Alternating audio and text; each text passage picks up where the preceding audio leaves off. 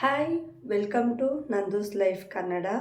ಸುಮಾರು ದಿನ ಆದಮೇಲೆ ಒಂದು ವಿಡಿಯೋನ ಮಾಡ್ತಾಯಿದ್ದೀನಿ. ಅಂದರೆ ಡೈಲಿ ವ್ಲಾಗ್ ಇರುತ್ತೆ, ವಾಯ್ಸ್ ಇರುತ್ತೆ, ಸೊ ಎಲ್ಲನೂ ಡೈಲಿ ರೊಟೀನ್ಸ್ ನಡೀತಿದೆ. ಬಟ್ ಆದರೂ ಒಂದು ಟಾಪಿಕ್ ತಗೊಂಡು ಇವತ್ತೇನೆ ನಾನು ಸುಮಾರು ದಿನ ಆದಮೇಲೆ ಫ್ರೀಯಾಗಿ ನಾನು ನಿಮ್ಮ ಮುಂದೆ ಬಂದು ನಿಂತಿರೋದು.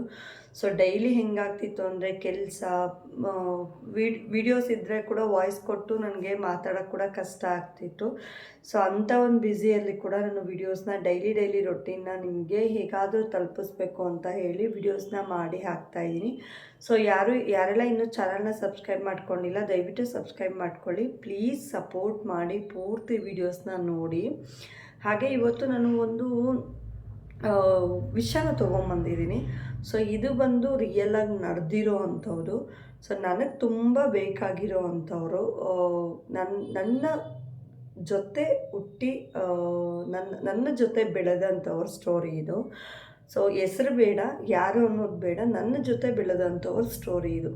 ಸೊ ನಾವೆಲ್ಲ ಜೊತೆಯಲ್ಲೇ ಓದ್ತಿದ್ವಿ. ಸೊ ಹಾಗಾಗಿ ನನಗೆ ಅವ್ರ ಬಗ್ಗೆ ಸುಮಾರು ಚೆನ್ನಾಗೇ ಗೊತ್ತಿದೆ. ಆಮೇಲೆ ನಾವು ಡಿವೈಡ್ ಆಗಿದ್ದು ಅಂದರೆ ಸೆವೆಂತ್ಗೆ ನಾನು ಬ್ಯಾಂಗ್ಳೂರು ಬಂದಿದ್ದರಿಂದ ನಾನು ಸೆವೆಂತಿಂದ ಅವರು ಬೇರೆ ಕಡೆ ಇದಾದರು, ನಾನು ಬ್ಯಾಂಗ್ಳೂರಲ್ಲಿ ಸೆಟ್ಲಾದೆ. ಹಾಗಾಗಿ ನನಗೆ ಅವರ ಒಂದು ಇದನ್ನು ನಾನು ನಿಮಗೆ ಶೇರ್ ಮಾಡ್ತಾಯಿದ್ದೀನಿ. ಆ್ಯಂಡ್ ಇಬ್ಬರು ಸ್ಟೋರಿ ಹೇಳ್ತೀನಿ ಇವತ್ತು. ಸೊ ಒಂದು ಅರೇಂಜ್ ಮ್ಯಾರೇಜ್ ಸ್ಟೋರಿ, ಒಂದು ಲವ್ ಮ್ಯಾರೇಜ್ ಸ್ಟೋರಿ, ಎರಡನ್ನೂ ಹೇಳ್ತೀನಿ. ಎರಡರಲ್ಲೂ ಎಷ್ಟೆಲ್ಲ ಕಷ್ಟ ಅನ್ನೋದ್ರ ಬಗ್ಗೆ ಹೇಳ್ತೀನಿ. ಫಸ್ಟು ಲವ್ ಮ್ಯಾರೇಜ್ ಸ್ಟೋರಿ ಹೇಳಿಬಿಡೋಣ. ಸೊ ಸ್ಕೂಲ್ಗೆ ಹೋಗ್ತಾ ಒಂದು ಒಬ್ಬರ ಮೇಲೆ ಲವ್ ಆಗುತ್ತೆ. ಸೊ SLC ಎಕ್ಸಾಮ್ ಕೂಡ ಬರೀತಾರೋ ಇಲ್ಲೋ ನನಗೆ ಅದು ಕೂಡ ಕ್ಲಾರಿಟಿ ಇಲ್ಲ. ಸೊ SLCಯಲ್ಲಿ ಇದ್ದಂಗೆ ಮನೆಯಲ್ಲೂ ಕೂಡ ವಿತೌಟ್ ಮನೆ ಪರ್ಮಿಷನ್ ತೊಗೊಳ್ದೇ ಓಡೋಗಿ ಮದುವೆ ಆಗ್ತಾಳೆ. ಅವಳೇ ಮನೆಗೆ ದೊಡ್ಡವಳು. ಅವಳ ಜೊತೆ ತಮ್ಮ ಇರ್ತಾನೆ, ಅವಳಿ ಜವಳಿ ತಂಗಿ ಒಬ್ಳಿರ್ತಾಳೆ. ಸೊ ತಮ್ಮ ಕೂಡ ಅವಳಿ ಜವಳಿ ಆಗಿರೋದ್ರಿಂದ ಸೊ ಒಂದು ವರ್ಷ ಅವನ್ನ ಕೆಳಗಡೆ ಮಾಡ್ತಾರೆ. ಅಂದರೆ ಅವನು ಸ್ವಲ್ಪ ವೀಕ್ ಇದ್ದ ಓದೋದ್ರಲ್ಲಿ ಅಂತ. ಸೊ ನಾವೆಲ್ಲ ಒಂದೇ ಜೊತೆಲಿ ಓದೋರು. ಅವಾಗೇನಾಯಿತು ಅಂದರೆ 10th ಅವಳು ಓಡೋಗಿ ಮದುವೆ ಆಗಿ ಮಕ್ಕಳಾಗೋವರೆಗೂ ಚೆನ್ನಾಗೇ ಇತ್ತು ಜೀವನ. ಮಕ್ಕಳಾದ ಮೇಲೆ ಈಗ ಒಂದು ಯಾರೇ ಮನೆಗೆ ಬರಲಿ, ಇಲ್ಲ ಇನ್ಯಾರ ಜೊತೆನೇ ಮಾತಾಡಲಿ, ಅಣ್ಣ ತಮ್ಮಂದ್ರ ಜೊತೆ ಮಾತಾಡಲಿ, ಊರಿಗೆ ಬರಲಿ. ಸೊ ಏನಾಗುತ್ತಂದರೆ ಅವಳಿಗೆ ಮದುವೆ ಆದಾಗ 16 ಇಯರ್ಸು, 18-20ಗೆಲ್ಲ ಇಬ್ಬರು ಮಕ್ಕಳು ಆಗಿರ್ತಾರೆ. ಸೊ 20ಗೆ ಕೂಡ ಅವಳಿಗಿನ್ನೂ ಮೈಂಡ್ ಅಷ್ಟೊಂದು ಮೆಚ್ಯೂರ್ ಆಗಿರೋದಿಲ್ಲ. ಆ 20ಅಲ್ಲಿ ಕೂಡ ಅವಳು ಯಾರ ಜೊತೆ ಆದರೂ ಫ್ರೆಂಡ್ಶಿಪ್ ಆಗಿ ಕ್ಲೋಸ್ ಆಗಿ ಇವಾಗ ಯಾರಾದರೂ ಒಬ್ರು ಸಿಕ್ಕಿದ್ರೆ ಅವ್ರ ಜೊತೆ ಆ ಥರ ಮಾತಾಡ್ತಾ ಇರಬೇಕಾದ್ರೆ ಅವಳ ಮೇಲೆ ಡೌಟ್ ಸ್ಟಾರ್ಟ್ ಆಗುತ್ತೆ. ಸೊ ಅವನ ಜೊತೆ ನೀನು ಯಾಕೆ ಕ್ಲೋಸಾಗಿ ಮಾತಾಡ್ತಿದ್ಯಾ, ಹಾಗೆ ಹೀಗೆ ಅಂತ ಹೇಳಿ ಸುಮ್ಮನೆ ಅವಳ ಮೇಲೆ ಅಫೇರ್ಗಳನ್ನ ಕಟ್ಟಿ ಅವಳನ್ನ ತುಂಬ ಟಾರ್ಚರ್ ಥರ ಮಾಡೋದಕ್ಕೆ ಸ್ಟಾರ್ಟ್ ಆಗುತ್ತೆ. ಸೊ ಅವಳಿಗೆ ಆಗ ಕೂಡ ರಿಯಲೈಸ್ ಆಗೋದಿಲ್ಲ ನಾನು ಎಂಥ ತಪ್ಪು ಮಾಡಿದ್ದೀನಿ. ಸೊ ನಾನು ಎಜುಕೇಷನ್ ಕೂಡ ಕಂಪ್ಲೀಟ್ ಮಾಡಿಕೊಳ್ದೆ, ನನ್ನ ಲೈಫನ್ನ ಕೂಡ ನಾನು ಇದು ಮಾಡಿಕೊಳ್ದೆ ಇವ್ರ ಜೊತೆ ಹೋಗಿ ನಾನು ಏನು ತಪ್ಪು ಮಾಡಿದ್ದೀನಿ ಅಂತ ಅವಾಗ ಅವಳಿಗೂ ಗೊತ್ತಾಗಲಿಲ್ಲ. ಸೊ ಅವಾಗ ಅವಳನ್ನ ಮತ್ತೆ ಮನೆಯಿಂದ ಆಚೆ ಮಕ್ಕಳನ್ನ ಅವ್ರ ಕಡೆ ತೊಗೊಂಡು ಇವಳನ್ನ ಮನೆಯಿಂದ ಆಚೆ ಹಾಕಿದ್ಮೇಲೆ ಅವ್ರ ಅಪ್ಪ ಅಮ್ಮ ಒಳಗಡೆ ಕರ್ಕೋತಾರೆ. ಸೊ ಏನಾದರೂ ಅವ್ರ ಅಪ್ಪ ಅಮ್ಮ ಒಳಗಡೆ ಕರ್ಕೊಂಡಿಲ್ಲ ಅಂದಿದ್ರೆ ಇವತ್ತು ಅವಳು ನಿಜವಾಗ್ಲೂ ಬೀದಿ ಪಾಲೇನೆ. ಸೊ ಅವರಮ್ಮ ಅವಳನ್ನ ಅವ್ರ ಅಪ್ಪ ಮನೆಗೆ ಕರ್ಕೊಂಡು ಮಗಳು ಹೇಗೆ ಪ್ರೀತಿಯಿಂದ ನೋಡ್ಕೋಬೇಕು ಹಾಗೆ ನೋಡ್ಕೋತಾ ಇದ್ದಾರೆ ಅವಳನ್ನ. ಸೊ ಅದು ಆಮೇಲೆ ಒಂದು ಚಿಕ್ಕದಾಗಿ ಮನೆ ಹತ್ರ ಅಂಗಡಿ ಇಟ್ಕೋತಾಳೆ. ಸೊ ಯಾರ ಜೊತೆ ಹೋಗ್ಲಿ ಕೋರ್ಟಲ್ಲಿ ಕೂಡ ಸೇಮ್ ಕೇಸೇ ಹಾಕಿರೋದು. ಅವಳು ಅವ್ರ ಜೊತೆ ಮಾತಾಡ್ತಾಳೆ, ಇವ್ರ ಜೊತೆ ಮಾತಾಡ್ತಾಳೆ, ಅವಳಿಗೆ ಅವ್ರ ಜೊತೆ ಅಫೇರ್ ಇದೆ, ಇವ್ರ ಜೊತೆ ಅಫೇರ್ ಇದೆ ಅಂತ ಹೇಳಿನೇ ಅವ್ರು ಡೈವರ್ಸ್ ಕೇಸ್ಗೆ ಅಪ್ಲೈ ಮಾಡಿದ್ದಾರೆ. ಬಟ್ ಆದರೆ ಕೂಡ ಇವಳಿಗೆ 2 ಹೆಣ್ಮಕ್ಳು ಇರೋದ್ರಿಂದ ಹೆಣ್ಮಕ್ಳ ಬಗ್ಗೆ ಕೂಡ ಯೋಚನೆ ಮಾಡಬೇಕಲ್ವ. ಮಕ್ಕಳು ಅವ್ರ ಅಪ್ಪ ಹತ್ರ ಓದ್ತಿದ್ದಾರೆ. ಯಾವಾಗಲಾದರೂ ಕರ್ಕೊಂಬರ್ತಾಳೆ, ಕರ್ಕೊಂಬಂದು ಏನಾದರೂ ಕೊಡಿಸೋದು, ಇಲ್ಲ ಮಕ್ಕಳಿಗೆ ಬರ್ತ್ಡೇ ಮಾಡೋದು, ಮಕ್ಕಳನ್ನ ಚೆನ್ನಾಗಿ ನೋಡ್ಕೊಳ್ಳೋದೆಲ್ಲ ಮಾಡ್ತಾಯಿದ್ದಾಳೆ. ಬಟ್ ಈಗ ಕೆಲಸಕ್ಕೆ ಹೋಗಿ ಸೆಟ್ಲ್ ಆಗ್ತಾಯಿದ್ದಾಳೆ. ಸೊ ಹೆಂಗಾಗಿದೆ ಅಂದರೆ ಅವಳಿಗೆ ಇವಾಗ ರಿಯಲೈಸ್ ಆಗ್ತಾಯಿದೆ ಅನಿಸುತ್ತೆ, ನಾನು ಎಂಥ ದೊಡ್ಡ ತಪ್ಪು ಮಾಡಿದ್ದೀನಿ. ಅಕಸ್ಮಾತಾಗಿ ನಾನೇನಾದರೂ ನನ್ನ ಲೈಫಲ್ಲಿ ನಾನು ಚೆನ್ನಾಗಿ ಒಂದು ಡಿಗ್ರಿವರೆಗೂ ಮಾಡಿಕೊಂಡಿದ್ದಿದ್ರೆ ಇವತ್ತು ನನಗೆ ಈ ಪರಿಸ್ಥಿತಿ ಬರ್ತಿರಲಿಲ್ಲ. ಸೊ ನಾನು ಯಾವುದೋ ಸಣ್ಣ ಪುಟ್ಟ ಕೆಲಸ ಮಾಡಿಕೊಂಡು ಆ ಥರ ಎಲ್ಲ ಇರಬೇಕು ಅಂತ ಅನ್ನಿಸ್ತಾ ಇರಲಿಲ್ಲ ನನಗೆ. ಸೊ ನಾನು ಚೆನ್ನಾಗಿ ಬದುಕ್ಬೋದಿತ್ತು. ನನ್ನ ಮಕ್ಕಳನ್ನ ಒಂದು ಇದಕ್ಕೆ ಮಾಡೋದಕ್ಕೆ ನಾನು ಚೆನ್ನಾಗಿ ಓದಿದರೆ ಸಾಕಾಗಿತ್ತು ಅಂತ ಅವಳಿಗೆ ಈಗ ರಿಯಲೈಸ್ ಆಗಿದೆ. ಸೊ ನಾನು ಲವ್ ಮ್ಯಾರೇಜ್ ಆಗಿದ್ದು ತಪ್ಪು. ಫಸ್ಟ್ ಆಫ್ ಆಲ್ 16 ಇಯರ್ಸಲ್ಲಿ ಮದುವೆ ಆಗಿದ್ದು ತಪ್ಪು. 16 ಇಯರ್ಸಿಗೆ ಮದುವೆ ಆಗಿ ನನ್ನ ಲೈಫ್ನ ಸ್ಪಾಯಿಲ್ ಮಾಡಿಕೊಂಡೆ. ಅದರಲ್ಲಿ ಬೇಗನೆ ಮಕ್ಕಳಾಯಿತು, ಮತ್ತು ಡೈವರ್ಸ್ ಎಲ್ಲನೂ ಇಲ್ಲದೇ ಇರೋದು ಅಪವಾದನೆ ನಿಂದನೆಗಳನ್ನೆಲ್ಲ ಈ ವಯಸ್ಸಿಗೆ ನಾನು ಅನುಭವಿಸ್ಬೇಕಿತ್ತ ಅಂತ ಹೇಳಿ ಅವಳು ಇವಾಗ ಸಫರ್ ಆಗ್ತಿದ್ದಾಳೆ. ಬಟ್ ಕಾಲ ಮೀರಿ ಹೋಗಿದೆ ಅಲ್ವಾ, ಇವಾಗ ಎಷ್ಟು ಯೋಚನೆ ಮಾಡಿದ್ರು ಅಷ್ಟೇ ಮುಗಿದೋಗಿದೆ. ಸೊ ಯಾರೆಲ್ಲ ಈ ವಿಡಿಯೋನ ಸುಮಾರು ಜನ ನೋಡ್ತಾರೆ ನನಗೆ ಗೊತ್ತು. ಬಟ್ ಏನು ಗೊತ್ತಾ, ಯಾರೇ ನೋಡಲಿ 1 ವ್ಯೂ ಬರಲಿ 2 ವ್ಯೂ ಬರಲಿ, ಒಂದು 10 ವ್ಯೂ ಬರಲಿ, ಈ ಲವ್ ಮಾಡ್ತಿರ್ತಾರಲ್ಲ ಅತಿ ಚಿಕ್ಕ ವಯಸ್ಸಲ್ಲೇ ನಿನ್ನೆ ಅವ್ರಿಗೆ ವೆಲ್ ಸೆಟಲ್ಡ್ ಇರೋದಿಲ್ಲ, ಅವರು ಲೈಫಲ್ಲಿ ವೆಲ್ ಸೆಟಲ್ಡೇ ಇರೋದಿಲ್ಲ. ಅಂದರೆ ಎಜುಕೇಷನ್ ಮಾಡ್ತಿರ್ತಾರೆ, ಹುಡುಗ ಕೂಡ ಎಜುಕೇಷನ್ ಮಾಡ್ತಿರ್ತಾರೆ, ಇಲ್ಲ ಅವ್ನ ಬ್ಯಾಕ್ಗ್ರೌಂಡ್ ಗೊತ್ತಿರೋದಿಲ್ಲ. ಜಸ್ಟ್ ಅವ್ನು ರೋಡಲ್ಲಿ ಹಂಗೆ ಹಾದೋಗ್ತಾ ಇರ್ತಾನೆ, ಅವನ ಮೇಲೆ ಕ್ರಶ್ ಆಗಿಬಿಡುತ್ತೆ ಅವ್ರಿಗೆ.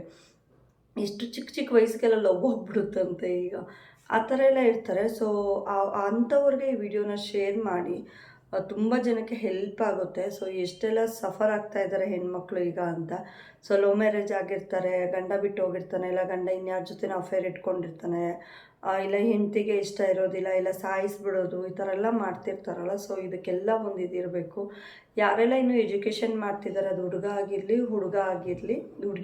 ಹುಡುಗ ಆಗಿರಲಿ, ಇಬ್ಬರು ಕೂಡ ಅಷ್ಟೇ. ಫಸ್ಟು ಲೈಫಲ್ಲಿ ಎಜುಕೇಷನ್ ಮಾಡಿ ವೆಲ್ ಸೆಟಲ್ಡ್ ಆದಮೇಲೆ ನಿಮ್ಮ ಒಂದು ಏನು ನೆಕ್ಸ್ಟು ಲವ್ ಅದೆಲ್ಲ ಇದೆಯಲ್ಲ ಅದನ್ನು ನೀವು ಯೋಚನೆ ಮಾಡಬೇಕು. ಇವಾಗಲೇ ಯೋಚನೆ ಮಾಡೋಕ್ಕೆ ಹೋಗಬಾರ್ದು. ಬಟ್ ಇನ್ನೊಂದು ಸ್ಟೋರಿ ಏನಪ್ಪ ಅಂದರೆ, ಇವರೆಲ್ಲ ಜೊತೇಲಿ ಓದ್ತಾ ಇದ್ದಾರಲ್ವ. ಸೊ ಒಬ್ಬೊಬ್ಬರೇ ನಮ್ಮ ಹಳ್ಳಿಗಳ ಕಡೆ ಏನಾಗುತ್ತೆ ಅಂದರೆ, ಯಾರಾದರೂ ಒಬ್ಬರು ಓಡೋದ್ರೆ, ಅಂದರೆ ಲವ್ ಮ್ಯಾರೇಜ್ ಆಗಿಬಿಟ್ರೆ ಯಾರ ಜೊತೆ ಆದರೂ ಹೋಗಿ ಇರೋರ್ನೂ ಕೂಡ ಇವರು ಏನಾದರೂ ಇದೇ ಥರ ತಪ್ಪು ಮಾಡಿಬಿಡ್ತಾರೆ ಅಂದ್ಬಿಟ್ಟು ಯಾರು ಸಿಗ್ತಾರೆ ಅಂದರೆ ಅರೇಂಜ್ ಮ್ಯಾರೇಜ್ ಆದಷ್ಟು ಬೇಗ 1 ತಿಂಗಳು 2 ತಿಂಗಳೊಳಗಡೆ ಹುಡುಗನ ನೋಡಿ ಮದುವೆ ಮಾಡಿಬಿಡ್ತಾರೆ.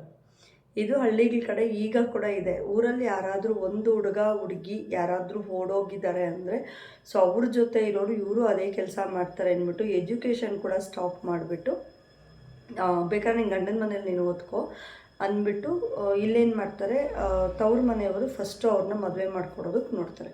ಸೊ ಇದು ಕೂಡ ಸೇಮ್ ಹಾಗೆ ಆಯಿತು. ಇವಳು ಹೋಗಿದ್ರಿಂದ ಜೊತೆಲೇ ಇದ್ದರು ಅಂದ್ಬಿಟ್ಟು ಇವಳಿಗೆ ಬೇರೆ ಯಾರನ್ನೋ ಒಬ್ಬರನ್ನ ತಂದು ಮದುವೆ ಮಾಡ್ತಾರೆ. ಬಟ್ ಪಾಪ ಅವಳು ಕೂಡ ಕೆಲಸಕ್ಕೆ ಹೋಗ್ತಿದ್ದಾಳೆ. ಅವಳಿಗೆ 3 ಜನ ಮಕ್ಕಳು, 2 ಹೆಣ್ಣು 1 ಗಂಡು. ಸೊ ಒಂದು ಟೈಮಲ್ಲಿ ನಾವು ಸಿಕ್ಕಿದಾಗ ಹೇಳಿದ್ಲು, ಎಷ್ಟು ಬೇಜಾರಾಯಿತು ಅಂದರೆ, ಜೊತೆಲಿರೋರ್ಗೆ ಈ ಥರ ಆಗಬಾರ್ದು ಅಂತ. ತುಂಬ ನಾವು ಕೂಡ ಕಾಲ್ ಮಾಡಿದ್ರೆ, ಈಗ ಹೆಣ್ಮಕ್ಳಲ್ವ, ನಾವು ಕೂಡ ಕಾಲ್ ಮಾಡಿದ್ರೆ ನಮ್ಮ ವಾಯ್ಸಲ್ಲಿ ಕೂಡ ಡೌಟ್ ಬೀಳೋದು, ನಮ್ಮ ಜೊತೆ ಮಾತಾಡ್ದೇ ನಿಂತ್ಕೊಂಡ್ಬಿಡೋದು, ಫೋನ್ ಮಾಡಿದಾಗ ಮಕ್ಕಳ ಕಡೆಯಿಂದ ಮಾತಾಡ್ಸೋದು, ಅವಳಿಗೆ ಫೋನ್ ಕೊಡದೇ ಇರೋದು, ಈ ಥರ ಎಲ್ಲ ಮಾಡ್ತಾರೆ ಅಂತ ಹೇಳಿದ್ರು. ಸೊ ನಾನು ಕೂಡ ಈಗ ಜಾಸ್ತಿ ಮಾಡೋಕ್ಕೆ ಹೋಗೋದಿಲ್ಲ ಪಾಪ, ಯಾಕೆ ನಮ್ಮಿಂದ ಅಂತ. ನಾವೇನೋ ಫ್ರೆಂಡ್ಶಿಪ್ಪಾಗಿ ಮಾತಾಡೋಕ್ಕೆ ಹೋಗ್ತೀವಿ. ಬಟ್ ಅವಳು ನಮ್ಮ ಹತ್ರ ಫೋನಾಗಿ ಮಾತಾಡ್ಕೊಂಡಿರ್ಬೇಕಾದ್ರೆ ನೀನು ಯಾರ ಹತ್ರ ಮಾತಾಡಿದೆ ಅಂತ ಹೇಳಿ ಅವಳನ್ನೇ ಇಟ್ಕೊಂಡು ಓಡಿದ್ರೆ, ಇಲ್ಲ ಅವಳಿಗೇನಾದ್ರು ಟಾರ್ಚರ್ ಆದ್ರೆ ಅಂತ ಹೇಳಿ ನಾನು ಮಾಡೋಕ್ಕೆ ಹೋಗೋದಿಲ್ಲ. ಸೊ ಯಾರೋ ಒಬ್ಬರು ಮಾಡೋ ಒಂದು ಇದಕ್ಕೆ ಇರೋ ಹೆಣ್ಮಕ್ಳಿಗೆಲ್ಲನೂ ಇದು ಮಾಡ್ತಾರೆ. ಅವ್ರು ಆ ಥರ ಮಾಡದೇ ಹೋಗಲಿ, ಮದುವೆ ಮಾಡಿ ಕೊಟ್ಬಿಡ್ತಾರೆ.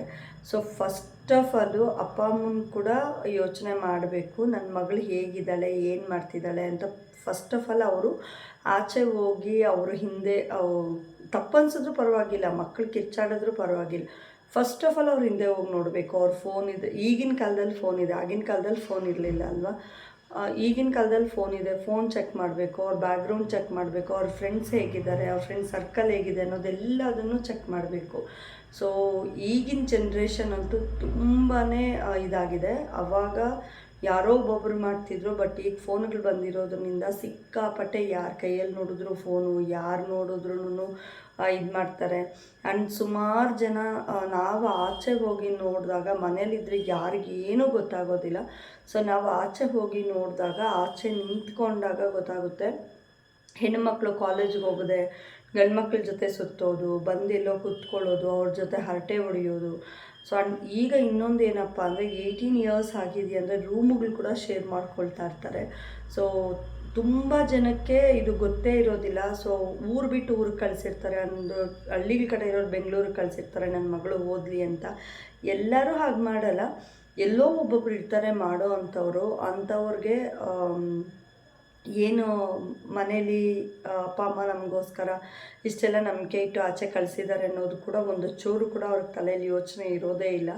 ಸೊ ಸಿಕ್ಕಾಪಟ್ಟೆ ಈಗಿನ ಮಕ್ಕಳಿಗೆ ಒಂದು ಇದಿರಬೇಕು, ಯೋಚನೆ ಮಾಡಬೇಕು. ನಾನು ಈ ರೀತಿ ಮಾಡ್ತಿದ್ದೀನಿ, ನಾನು ಮಾಡ್ತಿರೋದು ತಪ್ಪು ಅನ್ನೋದು ಅವ್ರಿಗೆ ಖಂಡಿತವಾಗ್ಲೂ ಅರ್ಥ ಆಗಬೇಕು.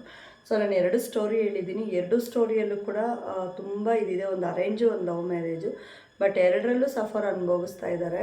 ಲವ್ ಮ್ಯಾರೇಜಲ್ಲೂ ಕಷ್ಟ ಅನುಭವಿಸ್ತಿದ್ದಾರೆ, ಅರೇಂಜ್ ಮ್ಯಾರೇಜಲ್ಲಿ ಕೂಡ ಕಷ್ಟ ಅನುಭವಿಸ್ತಿದ್ದಾರೆ. ಬಟ್ ಆದರೆ ಅರೇಂಜ್ ಮ್ಯಾರೇಜಲ್ಲಿ ಏನಪ್ಪ ಅಂದರೆ ಕಷ್ಟ ಅಂತ ಬಂದಾಗ ಅವರ ಅಪ್ಪ ಅಮ್ಮ ನಿಂತ್ಕೊಂಡು ಹುಡುಗನಿಗೆ ಅವ್ರ ಅಕ್ಕ ತಂಗಿರಾಗಿರ್ಬೋದು, ಅವ್ರ ಅಣ್ಣ ತಮ್ಮಂದಿರಾಗಿರ್ಬೋದು ಮಾತಾಡಿ ನಿಲ್ಲಿಸ್ತಾರೆ. ಅಂದರೆ ಜಗಳ ಮಾಡ್ತಾರೆ ಅವರು, ನಾನು ಹಿಂಗೆಲ್ಲ ಮಾಡಬೇಡ ಅಂತ. ಬಟ್ ಲವ್ ಮ್ಯಾರೇಜ್ಗಳಲ್ಲಿ ಆ ಥರ ಮಾತಾಡೋಕ್ಕಾಗೋದಿಲ್ಲ ಅಲ್ವಾ.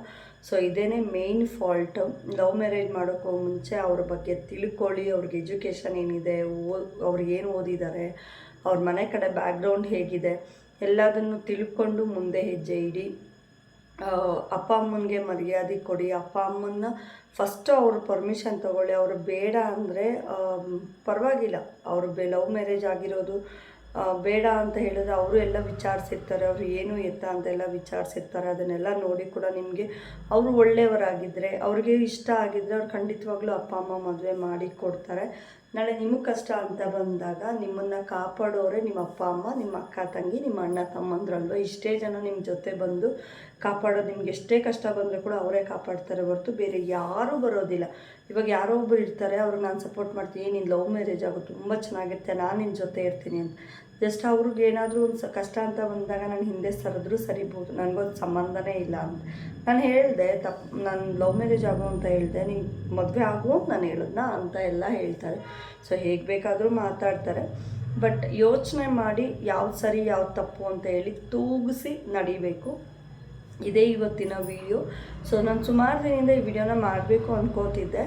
ಬಟ್ ನನಗೆ ಇವತ್ತು ಬೆಳಗ್ಗೆ ಸಡನ್ನಾಗಿ ಫ್ಲ್ಯಾಶ್ ಆಯಿತು. ಸೊ ನನ್ನ ಫ್ರೆಂಡದ ಒಂದು ಸ್ಟೋರಿ ಇದೆ ಅಲ್ವಾ, ಎಷ್ಟು ಸಫರ್ ಅನುಭವಿಸ್ತಿದ್ದಾಳೆ ಅವಳು ಲವ್ ಮ್ಯಾರೇಜ್ ಆಗಿ ಅಂತ. ಸೊ ಅದನ್ನು ನಾನು ನಿಮ್ಮ ಹತ್ರ ಶೇರ್ ಮಾಡಿದ್ದೀನಿ. ಇನ್ನೂ ಯಾರೆಲ್ಲ ಚಾನಲ್ನ ಸಬ್ಸ್ಕ್ರೈಬ್ ಮಾಡ್ಕೊಂಡಿಲ್ಲ, ದಯವಿಟ್ಟು ಸಬ್ಸ್ಕ್ರೈಬ್ ಮಾಡ್ಕೊಳ್ಳಿ ಪ್ಲೀಸ್. ಪೂರ್ತಿ ವಿಡಿಯೋಸ್ನ ನೋಡಿ. Thank you.